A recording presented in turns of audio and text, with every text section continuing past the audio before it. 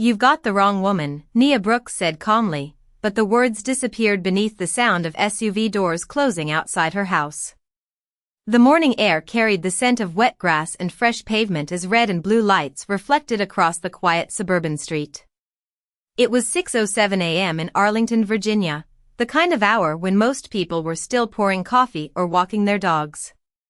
Instead, neighbors stood frozen behind curtains and half-opened front doors. 3 government vehicles lined the curb. Agents in dark jackets moved with practiced precision across Nia's front lawn. The lead officer, ICE Supervisor Ethan Walker, stepped onto the porch with a folder tucked beneath one arm and a radio clipped to his shoulder. His expression never changed. "Ma'am, step away from the doorway and keep your hands visible." Nia looked at him for a long second. She wore gray sweatpants, a navy sweatshirt, and running shoes. Nothing about her appearance suggested danger. Nothing about the small brick home behind her suggested secrecy. The flower boxes beneath the windows were neatly maintained. A small American flag moved gently beside the porch railing. The scene looked ordinary. Walker didn't trust ordinary. "Is there a problem, Agent?" Nia asked. Her voice remained steady. Walker opened the folder and glanced at a photograph attached inside. Then he looked back at her. "Nia Brooks?" "Yes. We need you to come with us." Across the street, a garage door stopped halfway open. A man carrying a travel mug stood motionless beside his pickup truck. 2 teenagers paused their morning jog. Phones slowly appeared. Nia noticed all of it. The cameras. The whispers. The uncertainty spreading through the neighborhood. Yet her face revealed nothing. Walker took another step forward. "You are being detained pending verification of a national security investigation." The words landed heavily in the cool morning air. A few people gasped. Someone began recording openly. Nia's eyes narrowed slightly. "A national security investigation," she repeated. "That's correct."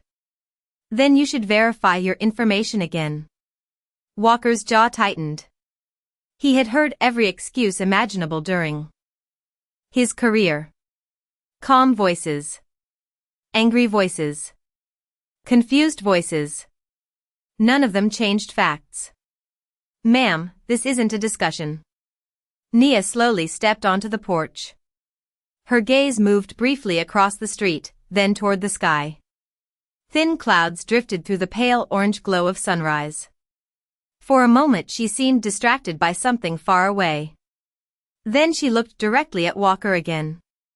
"Agent Walker," she said after reading the name stitched across his jacket, "you're making a mistake that's going to create a much larger problem." Behind him, several agents exchanged quick glances. Walker remained unmoved. "You can explain everything downtown." A silence followed. Not loud. Not dramatic. Just heavy. The kind of silence that settles over a room before bad news arrives. Nia studied the faces around her. The agents. The neighbors. The strangers watching from windows. She took a slow breath. Then she extended her hands without resistance. Walker gave a short nod. Procedure continued. Radios crackled. Footsteps shifted across concrete. Cameras recorded every second. And somewhere hundreds of miles away, inside a secure federal facility, a red notification light had just begun flashing on a classified operations screen. The ride downtown took 23 minutes. No one spoke during the first 10. The government SUV moved through early morning traffic while sunlight slowly spread across the capital region. Nia Brooks sat quietly beside a tinted window, her hands resting calmly in her lap. Outside, commuters filled sidewalks, cyclists crossed intersections, and delivery trucks rolled through narrow streets. The city was waking up. Inside the vehicle, the atmosphere felt completely different. Every few minutes, a radio crackled with short updates. Agent Ethan Walker listened without responding. Something about the woman beside him continued to bother him. Most people reacted with fear. Others reacted with anger. Nia had done neither. She had simply watched. Observed. Calculated. As though she had already seen situations like this before. The SUV turned into a secured federal complex surrounded by steel fencing and controlled access gates. Nia glanced toward the entrance. Her expression remained unchanged. The vehicle stopped beneath a covered security checkpoint. Agents exited first. Doors opened. Procedures continued. Yet several officers noticed something unusual. Nia seemed familiar with the facility. Not the way a visitor might be. More like someone who recognized the layout. Someone who understood how the checkpoints connected to the main administrative building. Walker noticed it too. Have you been here before? He asked as they crossed the parking area. Nia looked ahead. Many federal buildings look alike. It was not an answer. Walker frowned. Inside, fluorescent lights reflected against polished floors. Phones rang in distant offices. Computer monitors glowed behind glass partitions. Employees carrying coffee cups moved through hallways without paying much attention. To them, it looked like another routine morning. Nia was escorted into an interview room with pale gray walls and a metal table positioned beneath a ceiling camera. The room felt cold despite the summer weather outside. Walker placed a folder on the table and took a seat opposite her. You can help yourself here, he said. Start by explaining several inconsistencies connected to your travel history. Nia folded her hands. Most of my travel records are classified. Walker almost laughed. Classified? Yes. And who classified them? People with authority to do so. The answer only deepened his irritation. He opened the folder. Pages turned. Reports. Flight manifests. Redacted entries. Missing details. Entire sections unavailable through normal databases. The gaps had been one of the reasons the investigation started. On paper, Nia Brooks appeared to disappear for weeks at a time. Sometimes months. No employment records. No public contracts. No explanations. You expect me to believe all of this is normal? Walker asked. Nia remained composed.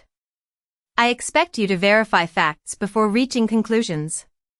The room fell quiet again. Beyond the glass wall, employees moved through the corridor. A television mounted near the operations desk displayed a breaking news banner. Most people ignored it. Walker did not notice it either. But Nia did. Her eyes shifted. Briefly toward the screen. A single headline rolled across the bottom. Her attention sharpened immediately. For the first time that morning, a subtle change crossed her face. Not fear. Not anger. Concern. Then, somewhere deep inside the building, an alarm tone sounded once before abruptly cutting off. The brief alarm tone vanished so quickly that several employees looked up and then immediately returned to their screens. Walker barely reacted. False alerts happened. System checks happened. Government buildings generated strange noises every day. Yet Nia continued watching the television mounted above the operations desk beyond the glass wall. The scrolling headline had already disappeared, replaced by a weather update and market numbers. Whatever she had seen lasted only a few seconds. Walker noticed her focus. Something interesting? He asked. Nia shifted her attention back to him. That depends on what was removed from the screen. Walker leaned back in his chair. You seem unusually interested in federal operations for someone who claims she has been misunderstood. Nia did not answer immediately. Instead, she studied the folders spread across the table. Every page represented a conclusion someone had reached without speaking to her first. Every report carried assumptions disguised as facts. Outside the room, activity slowly increased. More personnel arrived. More phones rang.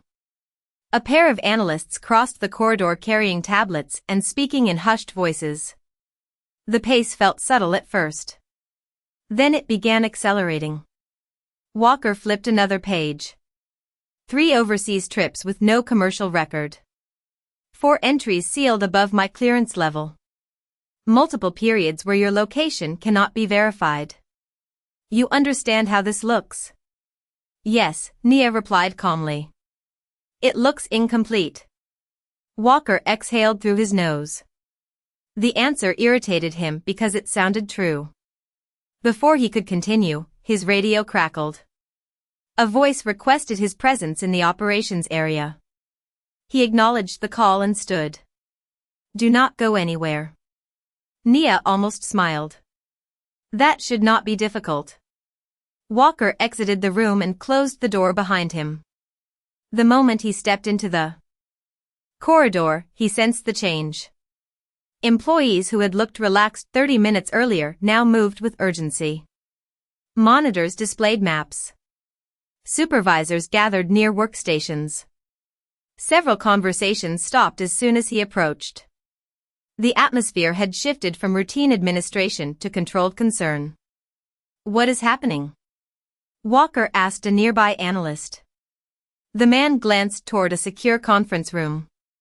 Not sure. Information is still coming in. Walker frowned. Across the floor, another television displayed the same news network from earlier. The banner at the bottom had changed. This time he caught only a fragment before the screen switched to a government feed. A transportation hub. Communications disruption.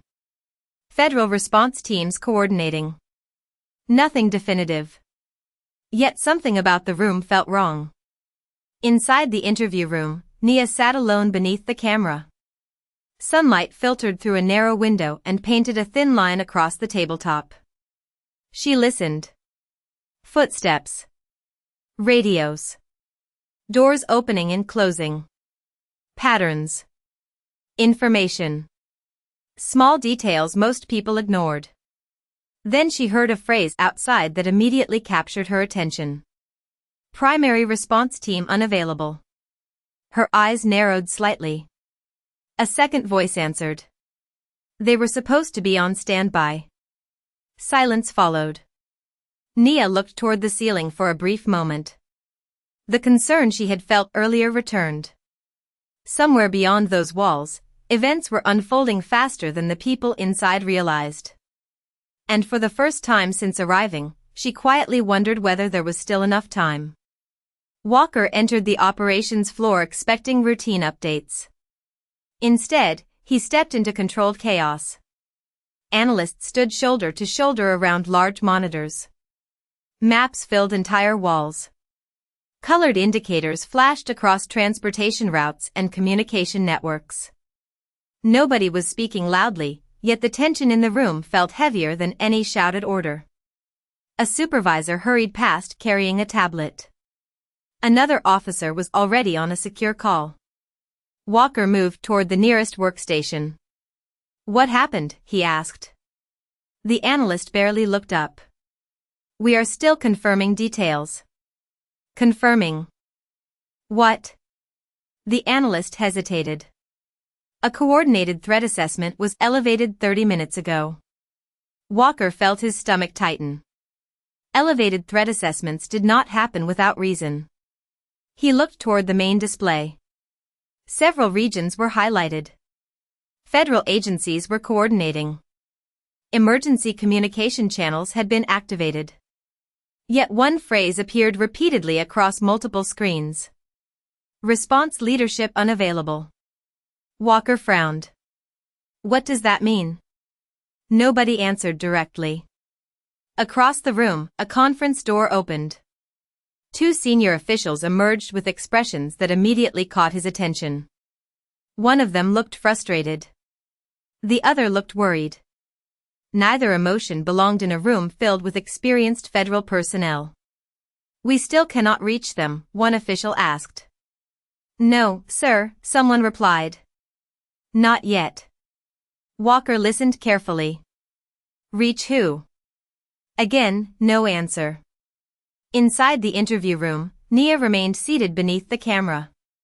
The building around her seemed louder now. Footsteps moved faster. Doors opened and closed more frequently. She knew the rhythm of federal operations.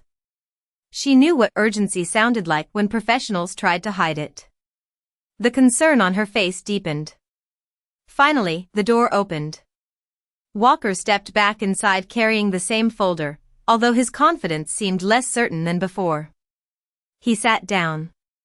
You said earlier that I should verify my information. I did, Nia replied. Walker studied her for a moment. What exactly are you hiding? Nia leaned back slightly. Nothing. Your records say otherwise. Your records are incomplete. Walker tapped the folder. Then help me understand. Nia looked directly at him. Agent Walker, there are events happening outside this room that are far more important than my travel history. Walker frowned. You seem very confident about that. Because I recognize the signs. The answer landed heavily. Walker stared at her. What signs? For the first time since arriving, Nia hesitated. Not because she was afraid. Because she was deciding how much she could say. Finally she spoke. The increased activity. The secure calls. The transportation alerts. The missing. Response leadership. Walker felt a chill run through him. Those details had not been public. Most people in the building did not even know all of them yet. How do you know about that? He asked quietly. Nia held his gaze. Because if what I think is happening is true, every minute matters. Before Walker could respond, his radio suddenly came alive. A voice filled the room. Sharp. Urgent. Unmistakably concerned. Supervisor Walker, report to command immediately. Repeat, immediately. Walker reached for the radio. What is this regarding? The answer came after a brief pause. It concerns the individual currently in your custody. Walker stared at the radio for a second before standing so quickly that his chair scraped against the floor. The urgency in the voice had been impossible to ignore. He looked at Nia, expecting concern, confusion, maybe even satisfaction. Instead, she remained composed. That calmness bothered him more now than it had all morning. Stay here, he said. Nia gave a slight nod. Agent Walker, whatever is happening, you need accurate information more than you need assumptions. Walker did not answer. He stepped into the corridor and headed toward command. The closer he got, the more unusual the atmosphere became. Hallways that normally felt orderly now carried a sense of controlled pressure. Personnel moved quickly between offices. Secure phones rang continuously. Large monitors displayed transportation maps, communication networks, and live updates from multiple agencies. When Walker entered the command center, conversations stopped. Several people turned toward him immediately. A senior official motioned him forward. Supervisor Walker, where is Nia Brooks? Walker frowned. Interview room 4. The official exchanged a look with another supervisor. Neither looked relieved. Has she been cooperative? Walker hesitated. Yes. Did she resist detention? No. Has she requested legal counsel? No. The questions felt strange. Walker folded his arms. What is this about? The room fell silent. Then a technician enlarged a secure file on the main screen. Red classification markings covered nearly every section. Walker recognized the clearance indicators immediately. They were far beyond anything connected to routine immigration enforcement. We attempted to access her records 37 minutes ago, one analyst explained. The request triggered automated notifications across multiple federal systems. Walker felt a knot form in his stomach. And? The analyst swallowed.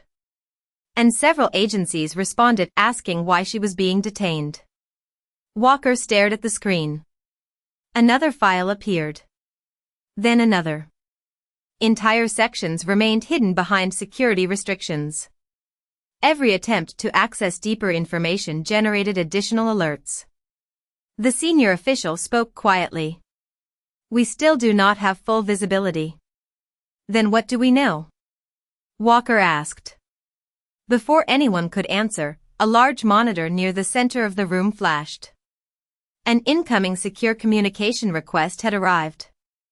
The room immediately grew still. Technicians exchanged nervous glances. One of them accepted the connection. A government seal appeared first. Then a live video feed replaced it.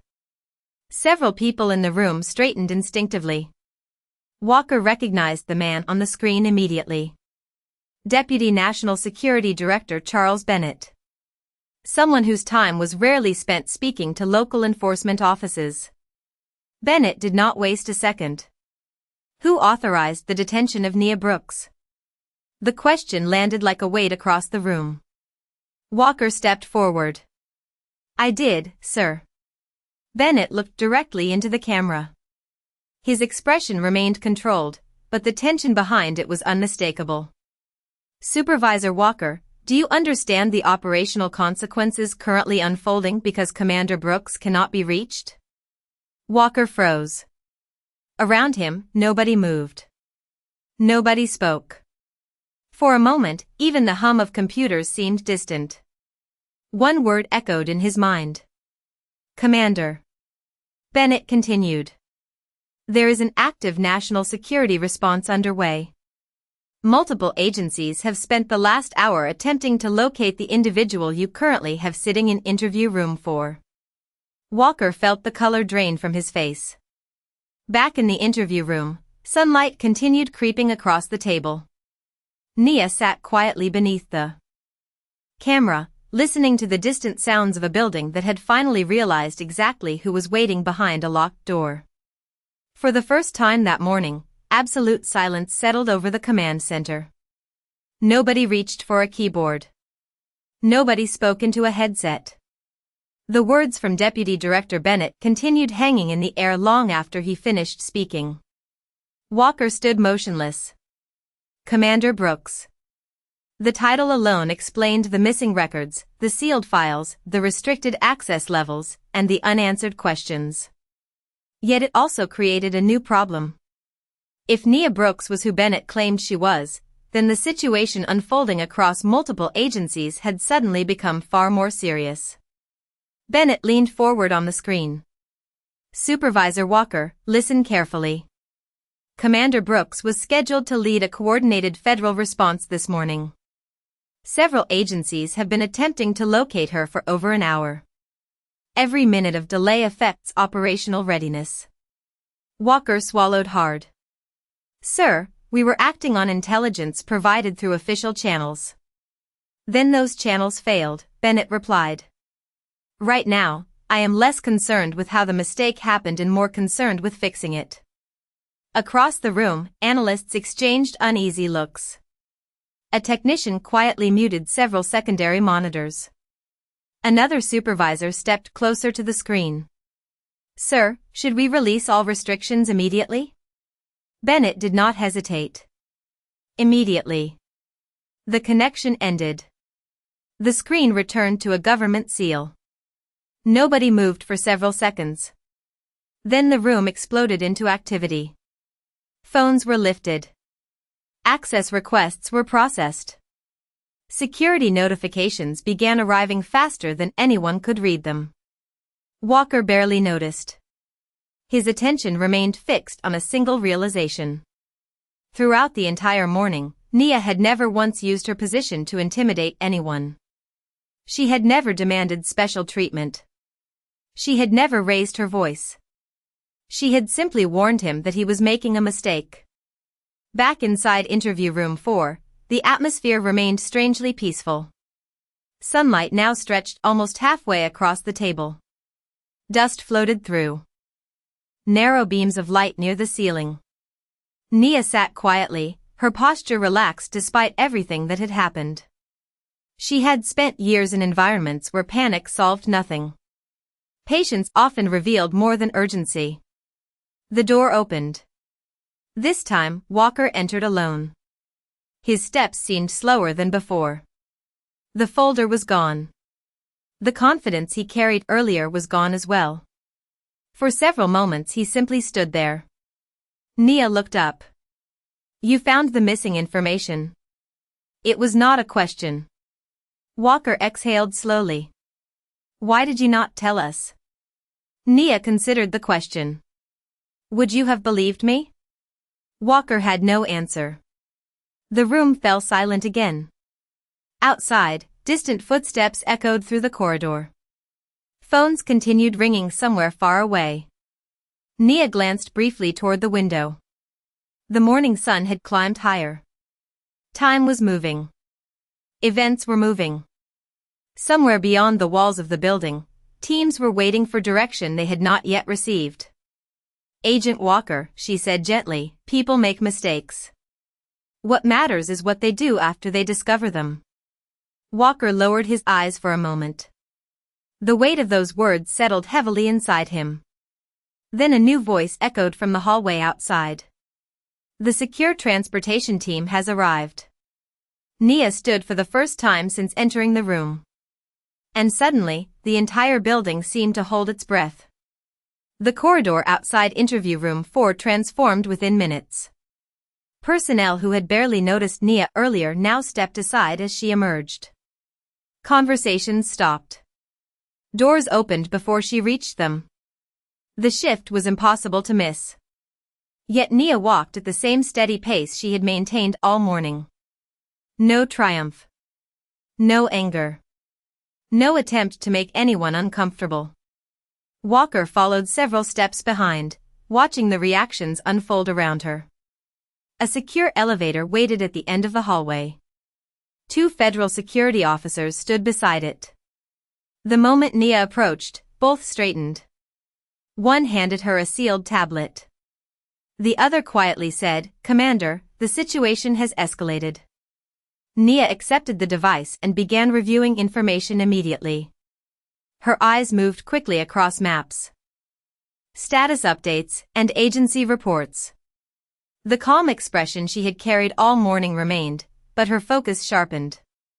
Walker caught a glimpse of the screen before the elevator doors opened. Multiple agencies. Multiple states. Coordinated response teams. Resources moving in real time. The scale stunned him. This was not a local matter. This was the kind of operation that connected entire sections of the federal government. The elevator carried them upward in silence. Soft mechanical sounds echoed against polished steel walls. Nobody spoke until they reached the top floor.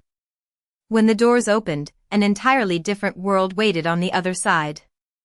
Large displays covered entire walls. Live data flowed across dozens of screens. Analysts monitored transportation networks, communications systems, and infrastructure reports. The room felt less like an office and more like the nerve center of a national mission. Several senior officials turned the moment Nia entered. One of them moved toward her immediately. "Commander Brooks, we have been trying to reach you for 92 minutes. Nia handed back the tablet. "Give me the latest update." No introductions. No explanations. The briefing began instantly. Walker stood near the entrance, almost forgotten. He listened as information moved across the room at remarkable speed. Nia asked precise questions. She identified inconsistencies in reports after only seconds of review. She noticed gaps others had missed. Within minutes, recommendations were being adjusted based on her observations. The atmosphere changed. Not because she raised her voice. Not because she demanded authority. Simply because people trusted her judgment. Walker watched experienced officials defer to her analysis without hesitation. The realization settled heavily inside him. Earlier that morning, he had seen a woman standing alone on a front porch. Now he was seeing the person multiple agencies had been waiting for. One analyst suddenly pointed toward a display. "Commander, we have a breakthrough." The room shifted again. Nia stepped closer to the screen. New information appeared. Communication pathways. Resource locations. Response timelines. She studied everything for several seconds. Then she nodded once. "Good. We still have time." Relief spread across several faces. It was subtle but unmistakable. The room had been carrying uncertainty all morning. That uncertainty began lifting the moment she arrived. Walker looked around and finally understood the truth. The operation had not been waiting for a title. It had been waiting for a leader. And somehow, the person everyone needed most had spent the first part of the day sitting alone behind a locked interview room door. Hours passed, but inside the operations center the pressure never seemed to ease. Screens continued updating. Analysts rotated between stations. Secure calls arrived from agencies across the country. Yet the atmosphere was no longer uncertain. There was direction now. There was structure. At the center of it stood Nia Brooks. She moved from one briefing station to another with quiet focus, reviewing information, adjusting priorities, and helping teams connect details that had seemed unrelated only a few hours earlier. Nobody questioned her decisions. Nobody second-guessed her recommendations. The confidence surrounding her had been earned long before she walked into the room. Walker remained near the edge of the operations floor, observing. Every few minutes he remembered the image of Nia standing on her porch that morning. The contrast felt impossible to ignore. Eventually a supervisor approached him. "She helped prevent a major failure today." Walker looked toward Nia. "How long has she been doing this?" The supervisor smiled faintly. "Long enough that most people in this room trust her before they trust the data." Across the room, a series of status updates began appearing on the main display. Communication networks were stabilizing. Coordination efforts were improving. Several delayed response teams were back on schedule. The tension that had filled the building earlier gradually started fading. Not disappearing entirely, but easing enough for people to breathe again. Nia reviewed one final report before handing it back to an analyst.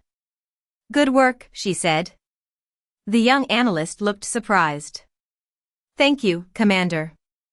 The simple words seemed to mean more than any formal recognition. Nearby, another official approached her. "We have confirmation. The situation is under control." For the first time all day, Nia allowed herself a small smile. Not a celebration. Just quiet relief. The kind that comes when dedicated people do their jobs well. Walker watched that moment carefully. After everything that had happened, she could have demanded accountability. She could have publicly criticized the mistakes that led to her detention. Instead, she focused entirely on solving the problem in front of her. As the operations floor settled into a steadier rhythm, Walker finally crossed the room. He stopped a few feet away. "Commander Brooks." Nia turned. "Agent Walker." For a moment neither spoke. The sounds of keyboards and distant conversations filled the silence between them. Walker drew a slow breath. "I owe you an apology." Nia listened quietly. "I made assumptions. I trusted incomplete information. And because of that, I failed to see who you were." Nia considered his words. Then she shook her head gently. "You failed to see a person before you saw a file." Walker lowered his eyes. The truth of the statement landed harder than any criticism. Several seconds passed. Then Nia continued. "The good news is that mistakes can teach us something if we are willing to learn." Walker looked back up. There was no anger in her voice. No bitterness. Only honesty. The operations center continued moving around them. Phones rang. Reports arrived. Screens glowed beneath bright lights. Yet for Walker, everything felt different now. Because the woman he had misjudged that morning had just offered him something he had not expected. Not condemnation. Not revenge. A second chance to become better than he had been only a few hours earlier. By the time evening settled over Washington, the operations center had grown quieter. The constant stream of urgent updates had slowed. Analysts were finishing reports. Supervisors were reviewing final summaries. The bright intensity that had filled the room throughout the day had faded into a calmer rhythm. Through the tall windows on the upper floor, the last light of sunset reflected. Across the city skyline, buildings glowed gold and amber beneath a sky slowly turning deep blue. Nia Brooks stood near the glass, looking out across the horizon. For a few moments she allowed herself to simply be still. No screens. No briefings. No decisions demanding immediate attention. Just silence. Behind her, personnel continued working, but the atmosphere felt different now. Lighter. More certain. The uncertainty that had threatened to overwhelm the day was gone. Nearby, Walker finished signing the final paperwork connected to the morning's mistake. The administrative process would continue for weeks. Reviews would be conducted. Procedures would be examined. Lessons would be learned. Yet none of those documents felt as important as the conversation he had carried with him throughout the afternoon. He looked across the room toward Nia. She had every reason to hold resentment. Instead, she had chosen grace. That decision stayed with him. A few minutes later, a secure transportation team arrived to escort her to her next assignment. Nothing about the arrival felt dramatic. No speeches. No ceremony. Just professionals preparing for another mission. One officer approached quietly. "Commander, we are ready when you are." Nia nodded. She picked up a small folder from the conference table and thanked several analysts who had worked beside her throughout the day. Each exchange was brief. Genuine. Respectful. The kind of interactions that revealed character far more than titles ever could. As she crossed the operations floor, people looked up from their workstations. Some offered small smiles. Others simply nodded. No one needed to say much. They all understood what she had done. Near the exit, Walker stepped forward one final time. "Commander." Nia stopped. "Agent Walker." He hesitated for a second. Then he extended his hand. "Thank you." Nia shook it. The gesture lasted only a moment. Yet it carried more meaning than either of them needed to explain. "Take care of your people," she said. "And remember that every file belongs to a human being." Walker nodded slowly. "I will." Nia smiled faintly before continuing toward the elevator. The doors opened. Soft light spilled across the polished floor. She stepped inside. The doors closed. And she was gone. Several minutes later, Walker found himself standing alone near the same window where Nia had been. Outside, the city lights stretched for miles. Traffic moved through distant streets. Airplanes crossed the darkening sky. Somewhere beyond the horizon, another mission was already beginning. He thought back to the early morning. The front porch. The assumptions. The certainty he had carried. Then he thought about the woman who had spent the day helping people who had failed to understand her. A quiet breeze moved against the building as night settled across the Capitol. Inside the operations center, monitors continued glowing softly in the darkness. Work continued. Duty continued. Life continued. And in the reflection of the glass, Walker stood silently, carrying a lesson he knew he would remember for the rest of his career.